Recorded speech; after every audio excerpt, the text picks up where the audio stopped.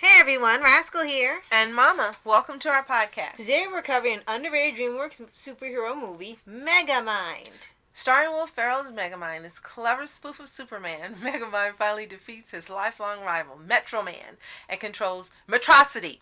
But when the thrill of winning is gone, Megamind sets out to create an all-new hero to fight. Right.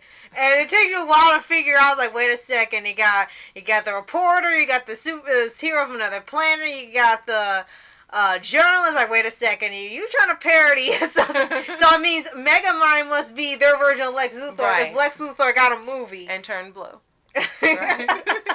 Because it's obvious Metro Man, Superman, Roxanne is Lois Lane, and then you got, I couldn't believe they named him that, Hal Stewart.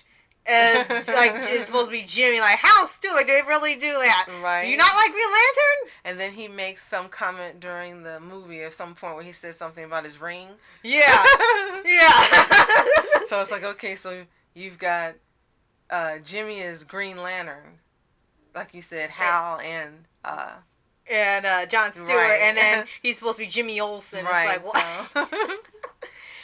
So this was really fun. We actually saw this movie many years ago, and we bought it when it came out for purchase. And the other day we decided to pull it out and watch it again. And it was such great fun, we decided to do a podcast on it. So we know that many of you have probably already seen this movie, and hopefully you love it as much as we did. So here we go.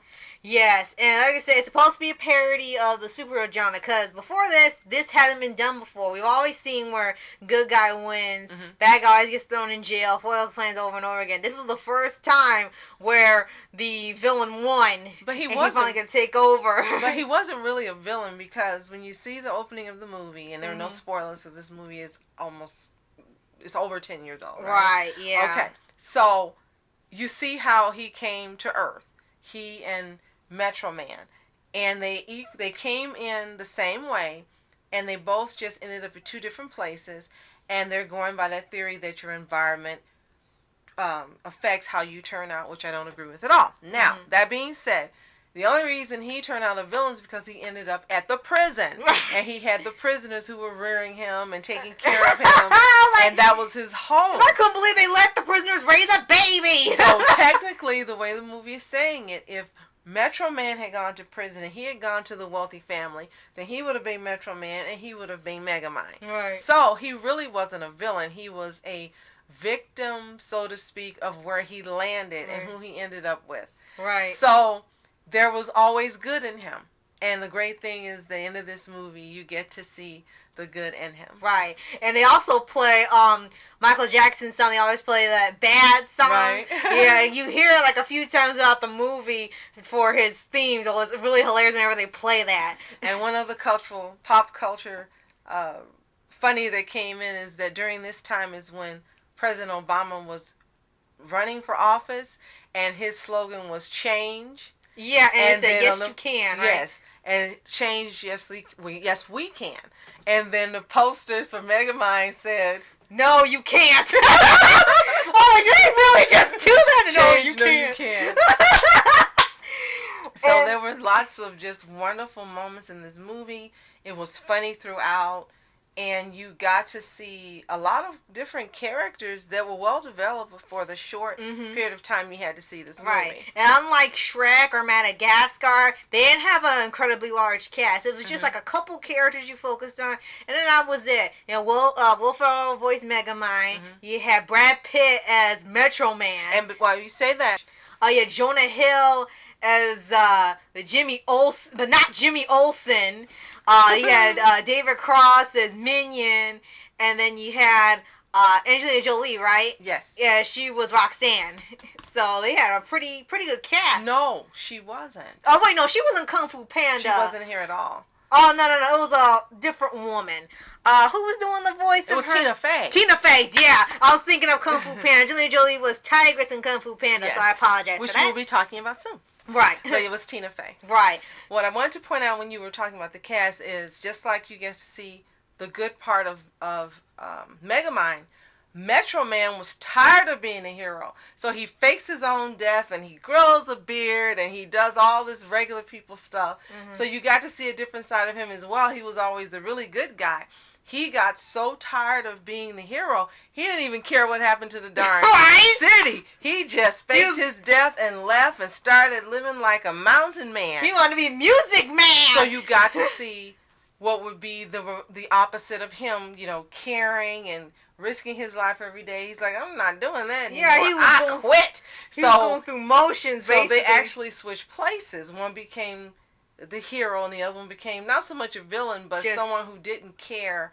He had this lackadaisical attitude like, you take care of it. You'll be fine. Right. And then the guy, the cameraman, that's who was supposed to be, not the reporter. It's the cameraman for Roxanne. He's the one he accidentally voiced by Jonah Hill. Right. And he gets shot with Metro Man's DNA, so he gains all his power, and it's from dandruff. I'm like, okay, I guess that kills his DNA, so okay. And he gets these really big muscles, and like that doesn't change how his brain worked, because he was still kind of a moron, and he was still asking stupid questions, like when they have Megamind pretend to be his dad, he looked like Liberace. Right. And he said, whoa, are you like my space dad? It's like, yeah, I'm like Space Dad. Not to be confused with another Space Dad. Right. And then Minion was absolutely hilarious as the little sidekick. But sometimes he had more sense than Megamind at points. David Cross, right? Yeah. Okay. Now, with Jonah Hill as, what was that character's name? As Hal. He... As you said, I won't say he was questionable in his behavior. Right. All he was worried about was dating Roxanne. Yeah. That's all he cared about. Getting a date with her. He really didn't even like his job. He was just doing the job so he could get close to her. And so she wanted to go out with him, which was never going to happen if you've seen this movie. So then when he becomes a superhero, he doesn't care about saving the city. He doesn't care about the people and anything else. All he cares about, are you going to go out with me, Roxanne? Now you like me. Look at my muscles. I can take you and fly. How about I scare you and make you love me? And then when she rejects him, he becomes the worst villain ever. Right? He was worse than Megamind. Right? I mean, Megamind. He was worse than Megamind.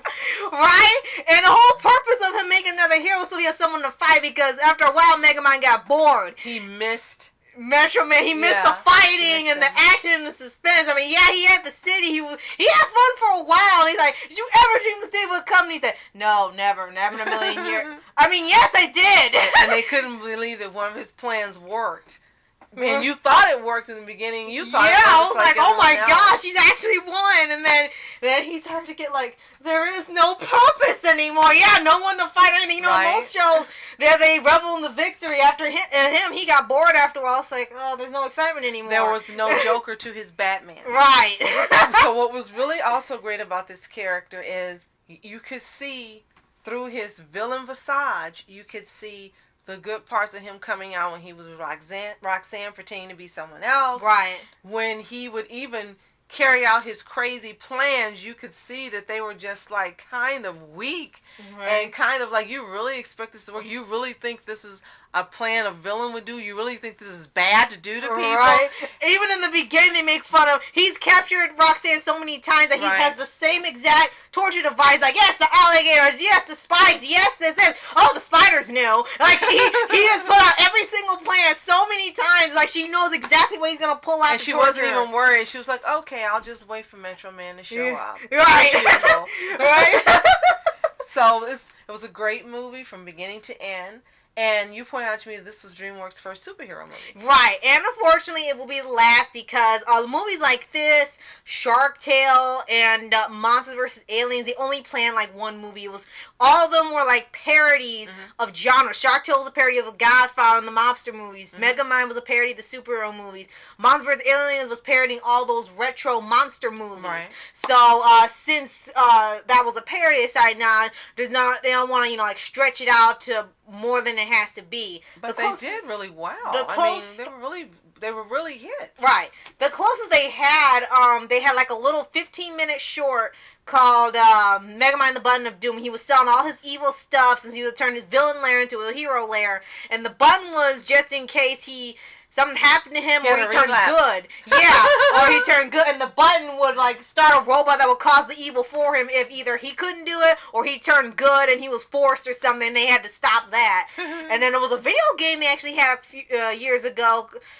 Where he was protecting the city, and that was sort of like the sequel to the movie where there were all these new villains and he had to go stop them. Like they had Psychedelic and Fire Hazard and others. So like, okay. So unfortunately that didn't get made into a movie, but it was still sort of like an interactive movie if you've seen the first one and you kind of play it out the sequel. Right. So, all in all, great movie, great voice casting. Everyone was perfect, even Brad Pitt. And it was so funny because I never would have dreamt that was Brad Pitt. Right. When I found out who was, I was like, "Are you serious?" And it was Brad Pitt. Right. And he did it so well. And now that he's not really making a lot of live action movies, he really should consider going into voice acting. Right, because he could pull it off, just like with this one. And Will Ferrell, of course, was awesome as Megamind. Yes, always. Ollo. And Metrocity. And that's how he got caught. That was a hilarious thing. He pretended to be Metro Man. And then Hal flies away, and he comes back, and he says, "There's only one person that I know calls Metro City Metrocity." He's like, oh, crap. Yeah. And it was also the Spider. It's a back in this death of kiss of the Spider. It's like, it just says Spider. Where'd you get that from? And Minion, like I said, also delivers like just some of the best jokes of the story. And he was just a little. And he would also try to guide Megamind a little bit for whatever weird Earth things there were. Like he was supposed to be just his sidekick when he was sent away because the planet was dying like Krypton. So he was sort of like his guide or his bodyguard on Earth, and it's hilarious because now it's like he needs some protection too because he doesn't quite know everything about Earth. He just tries to steer him in the wrong direction. Right. And a fish in a suit. Right. Yeah. And he just tailors his villain outfits. I'm almost done with your newest outfit. I call it the Black Mamba.